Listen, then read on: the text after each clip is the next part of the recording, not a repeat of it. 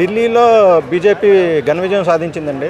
దానికి కారణం liquor scam అని అంటారా, లేకపోతే బీజేపీ కష్టం అంటారా? బీజేపీ చేస్తున్న కార్యక్రమాలు అభివృద్ధి చూసి కూడా ఒకటి 1 పాయింట్. రెండవది ఏంటంటే ఎంతో విలువలతో ఆశయాలతో స్థాపించబడినటువంటి ఆప్ పార్టీ గెలిచిన తర్వాత సామాన్యుడి పార్టీగా అధికారం వచ్చిన తర్వాత సామాన్యుడి పార్టీగా గొప్ప పేరు సంపాదించుకుంది. పేరు సంపాదించుకునే క్రమంలో పార్టీని విస్తరించాలి, దేశమంతా విస్తరించాలనే ఆలోచన మొదలైంది తడివే.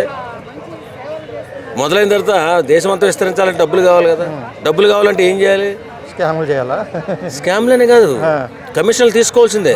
ఏ రాజకీయ పార్టీ అయినా ఫండింగ్ లేకుండా రాజకీయ పార్టీ మనుగడ సాధించలేదు. ఆ క్రమంలో మెల్లిగా అవినీతికి పాల్పడడం స్టార్ట్ చేసింది. స్టార్ట్ చేసిన తర్వాత ఆదిలోనే అంశబాదు లెక్క 2-3 స్కామ్లు దొరికేశారండి.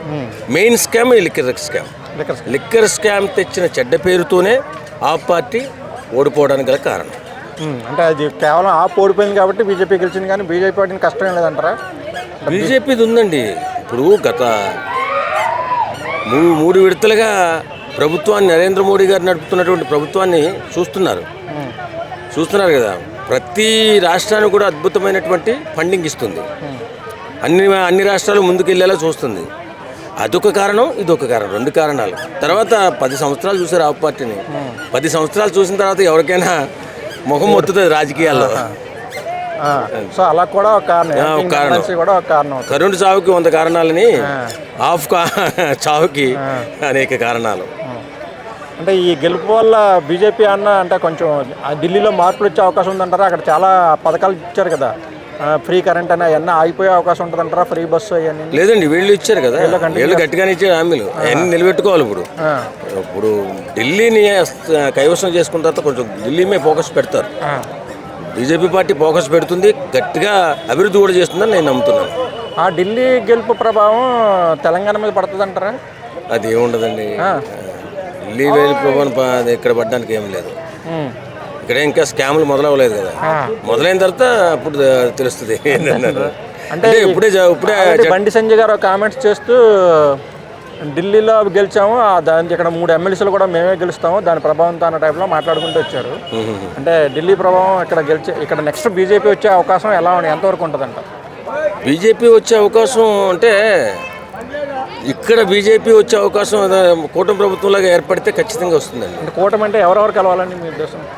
ఎవరెవరు అంటే 2 పార్టీలు, అక్కడ ఆంధ్రాలో 2 పార్టీలు కలిసాయి కదా, అలాగే 2 పార్టీలు కలవాలి. కాంగ్రెస్ బీజేపీ అలాగే కలవ అంటే బీఆర్ఎస్ బీజేపీ కలవాలని. బీఆర్ఎస్ బీజేపీ ఉన్నటువంటి తెలుగుదేశం జనసేన ఈ 4 ఏకమైతే గెలిచే అవకాశం. ఇక్కడ కూడా 11 సీట్లు పడిపోయే అవకాశం ఉంటుంది అంటారా? అంటే మరి అక్కడ పరిస్థితులు ఇక్కడ పరిస్థితులు ఒకటే అంటారా, లేదంటే ఢిల్లీ పరిస్థితులు ఇక్కడ పరిస్థితులు ఒకలా ఉండవు కదా?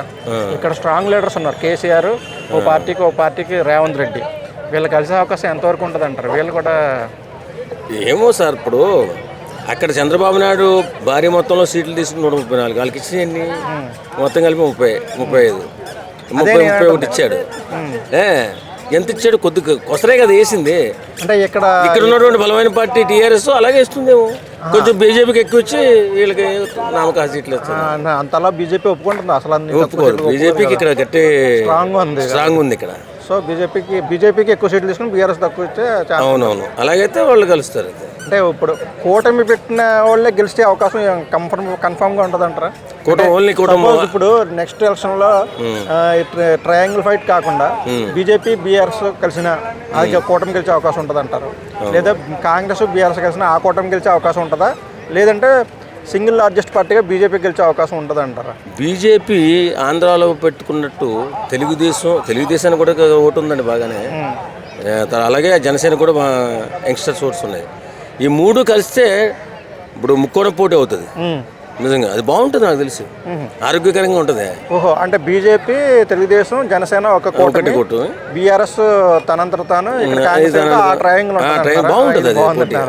నెక్స్ట్ అలా జరిగే అవకాశం ఉంది. అలా జరుగుతుందండి ఖచ్చితంగా, ఎందుకంటే బీజేపీ బలంగా ఉంది ఇక్కడ. దానికి తోడు ఈ 2 పార్టీలు కలిస్తే ఖచ్చితంగా మా ముక్కోన పోటీ వస్తుంది. ఎవరు గెలిస్తే చెప్పలేం, చాలా టఫ్ అప్పుడు ఓట్ల చీలికలో ఈ రెండు కొంచెం ఓడిపోతే కూటమి గెలిచే అవకాశం ఇక్కడ ఛాన్స్ ఉంటుంది. అవునండి. అప్పుడు ముఖ్యమంత్రి ఎవరు అయ్యే అవకాశం ఉంటుంది అంటున్నారు మీ ఉద్దేశం? బీజేపీ తరఫున ఉన్నారుగా. పేర్లు చెప్పండి, వరుసగా 3 పేర్లనే చెప్పండి కనీసం. బండి సంజయ్ గారు కానీ, కిషన్ రెడ్డి గారు కానీ, వీళ్ళిద్దరే కదా గట్టిగా పోరాటం చేయాలి బీజేపీలో. ఇక్కడ పర్సన్ ఎవరన్నా అంటే లేడీ కానీ ఎవరి పేరైనా చెప్పమంటే అరుణ్ గారి పేరు చెప్తారా? డీకే అరుణ్ గారు ఛాన్స్ లేదా? వీళ్ళిద్దరి మధ్య ఉంటుంది పోటీ. Okay, thank you.